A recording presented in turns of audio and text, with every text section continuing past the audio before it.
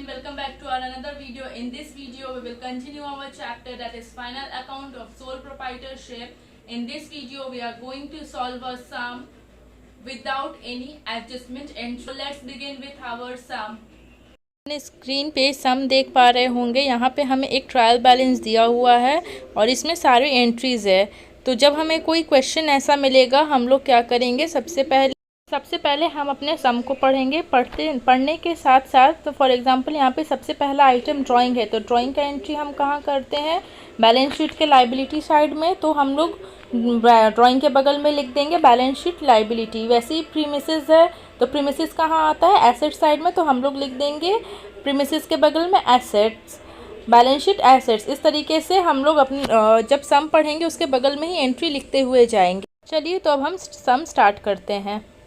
Children, in part 1 of the video मैंने आपको पहले ही बता दिया है कि कौन से अकाउंट में कौन सी चीज़ जाएगी।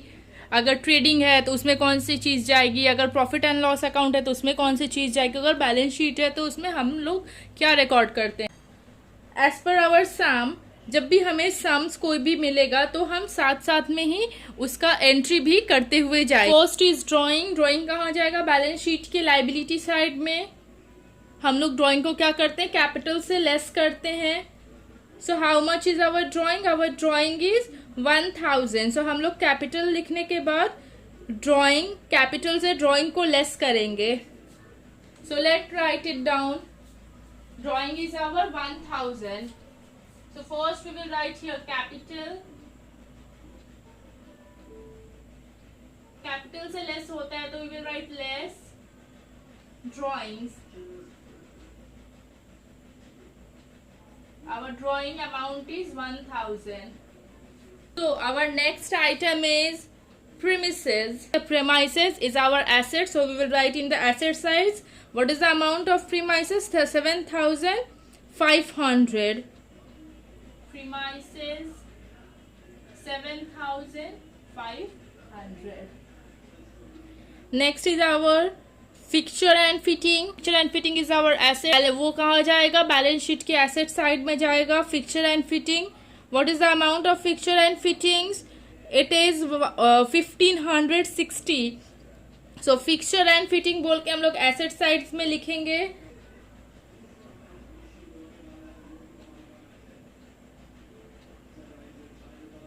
तो इसके नीचे हम लोग लिखेंगे 1560।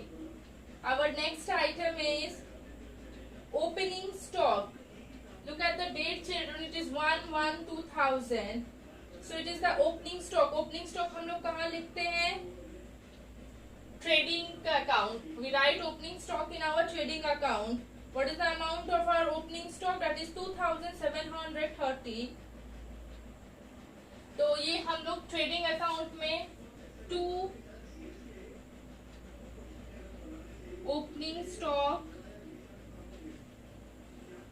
बोल के 2730 अमाउंट कॉलम में लिख देंगे। 2730 we will write in our amount column.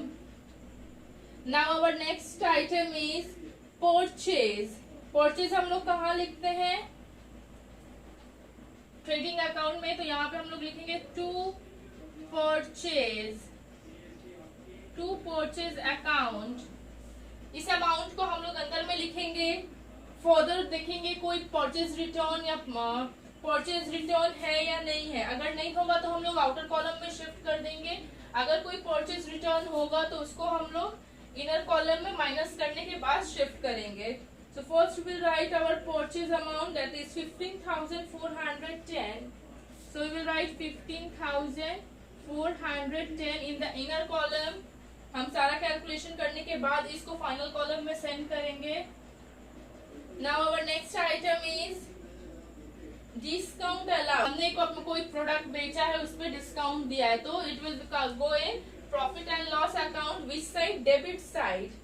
तो इधर हम लोग क्या बोल के लिखेंगे, to discount allowed. What is the amount of discount allowed? That is 580. So we will write here 580. Next one is sales return. Sales return I have already explained you. हम sales हमारा कहाँ जाता है ट्रेडिंग अकाउंट में, तो हम लोग यहाँ पे लिखेंगे सेल्स, उससे क्या लेस होगा, सेल्स रिटर्न, सेल्स लिख के सेल्स रिटर्न माइनस करेंगे, फिर जाएगा हमारा नेक्स्ट कॉलम में। सेल रिटर्न कितना है हमारा 1020, the amount of sales return is 1020, so let's write here 1020। Now our next item is rates. So rates कहाँ जाएगा, पीएल अकाउंट में, तो हम लोग यहाँ पे क्या लिखेंगे, टू रेट्स। हम लोग यहाँ पे और यहाँ पे एक लाइन छोड़ेंगे, बिकॉज अगर ट्रेडिंग अकाउंट में प्रॉफिट या लॉस आता है तो हम लोग यहाँ, या फिर अगर प्रॉफिट आता है तो हम लोग यहाँ लिखेंगे, अगर लॉस आता है तो हम लोग डेबिट साइड में लिखेंगे, इसीलिए वन लाइन दोनों तरफ हम लोगों ने छोड़ा है। So what is the amount of rate, the rate is 750, so we will write here 750, and our next item is after rate is insurance. Insurance will also go in PL account. Insurance ka what is the amount of insurance, it is 210, so we will write insurance in PL account, to insurance बोल के, to insurance amount of insurance was 210. Now let's see the another item. The next item is wages. So whatever is related to our production, वो हम लोग कहाँ, जो भी हमारे production से रिलेटेड होता है वो हम लोग कहाँ लिखते हैं, ट्रेडिंग अकाउंट में। तो वेजेस कहाँ जाएगा, ट्रेडिंग अकाउंट में। यहाँ पे हम लोग क्या बोल के लिखेंगे, to wages. What is the amount of wages, 1250, so we will write 1250 in the outer column. Our next item is trade expenses. जो भी ट्रेड रिलेटेड जो भी एक्सपेंस होता है वो हम लोग कहाँ लिखते हैं, प्रॉफिट एंड लॉस के डेबिट साइड में। सो ट्रेड एक्सपेंसेस हम लोग लिखेंगे प्रॉफिट एंड लॉस अकाउंट के डेबिट साइड में, टू ट्रेड एक्सपेंसेस बोल के, to trade expenses. What is the amount of trade expense? That is 960. We will write here 960.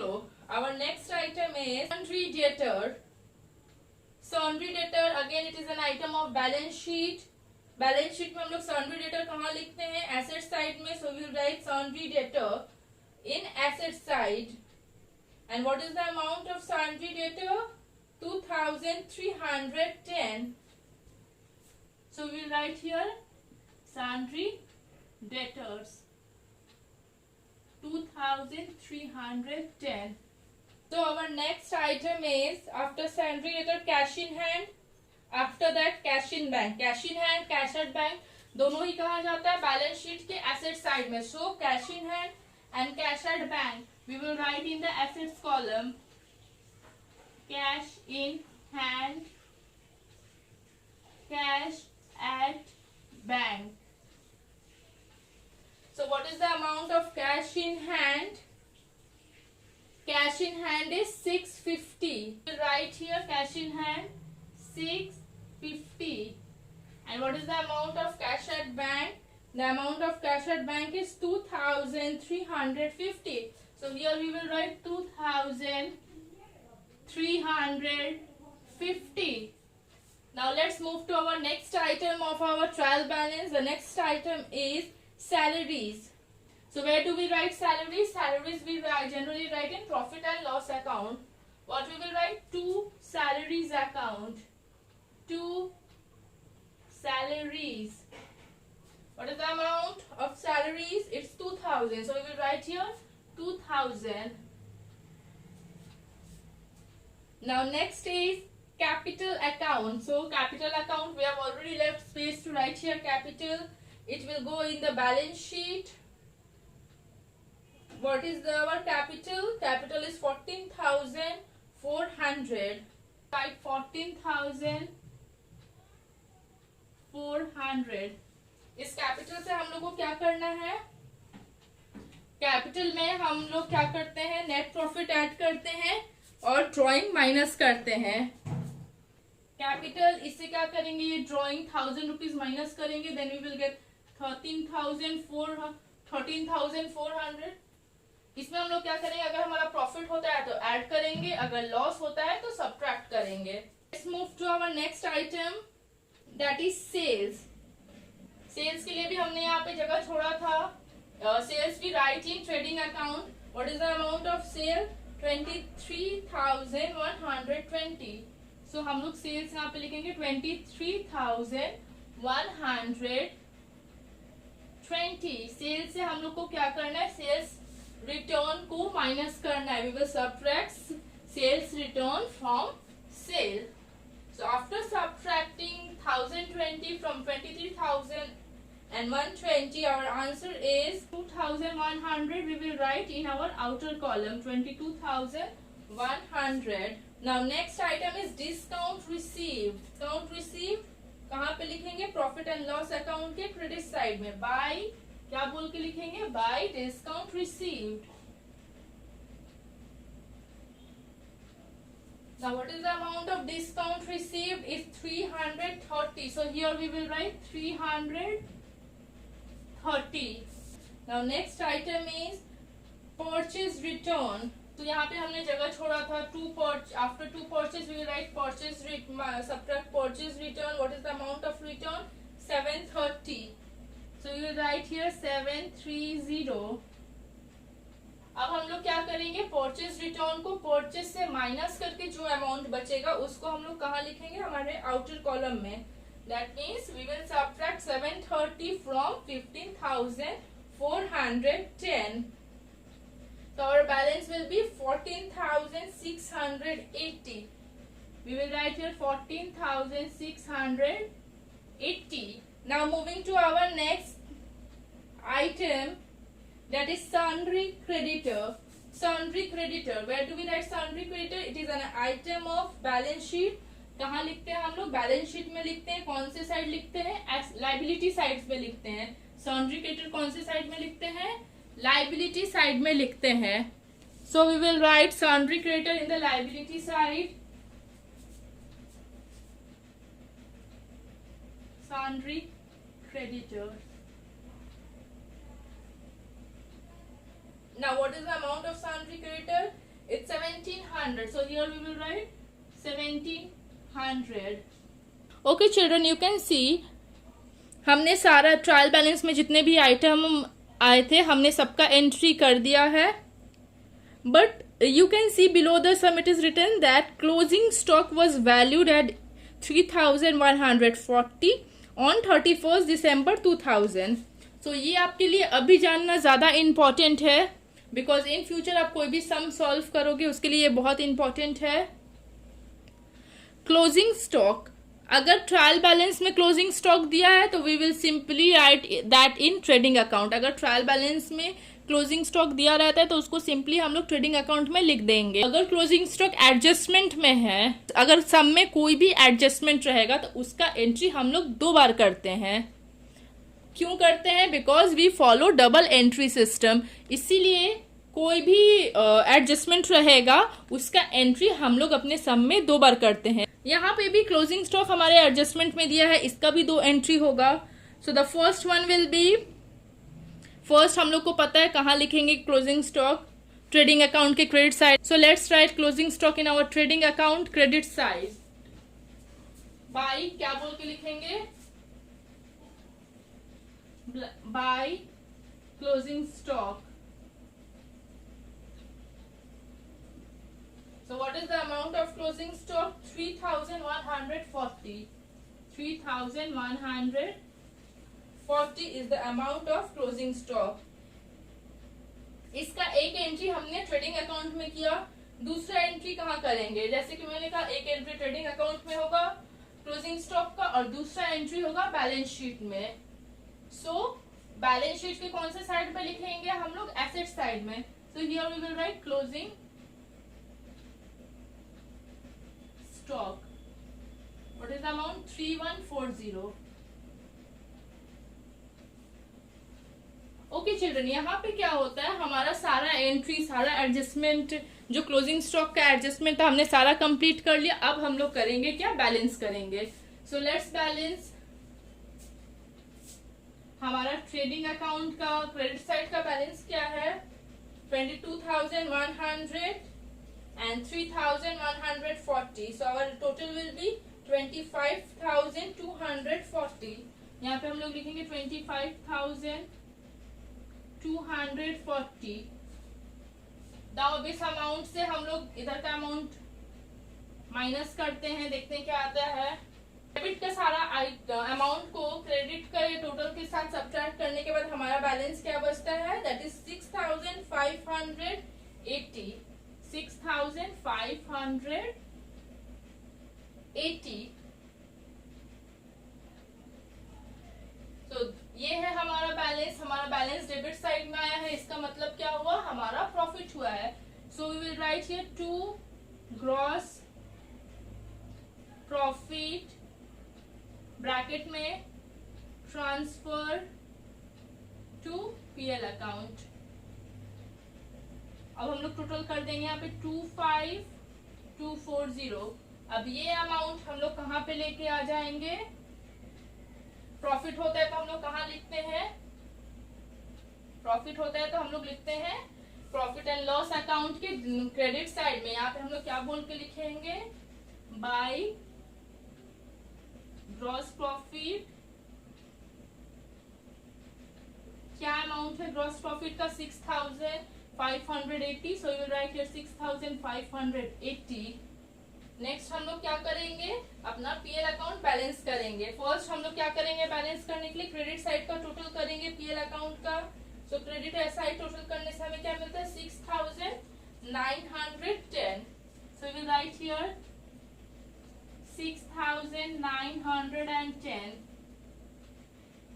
अब इसको सब्ट्रैक्ट करेंगे, डेबिट साइड को सब्ट्रैक्ट करेंगे तो क्या आंसर आएगा? हम लोग का बैलेंस क्या आएगा? 2,410. यहाँ पे मेरा जगह नहीं है तो हम यहाँ पे लिख दे रहे हैं to net profit 2,410. 2,410 is our net profit. दोनों का बैलेंस सेम हो जाएगा 6,910. ये क्या है? हमारा बैलेंसिंग फिगर. हमारा बैलेंस अगर डेबिट साइड में आया है इसका मतलब क्या है? हमारा प्रॉफिट हुआ है. सो यहाँ पे हम लोग क्या बोलेंगे? टू नेट प्रॉफिट बोल के इधर लिख देंगे हम लोग. अब ये नेट प्रॉफिट का अमाउंट क्या होगा? As we have learned in our previous video, net profit हम लोग क्या करते हैं? We will add this net profit with capital. So here we will write add net profit amount 2410.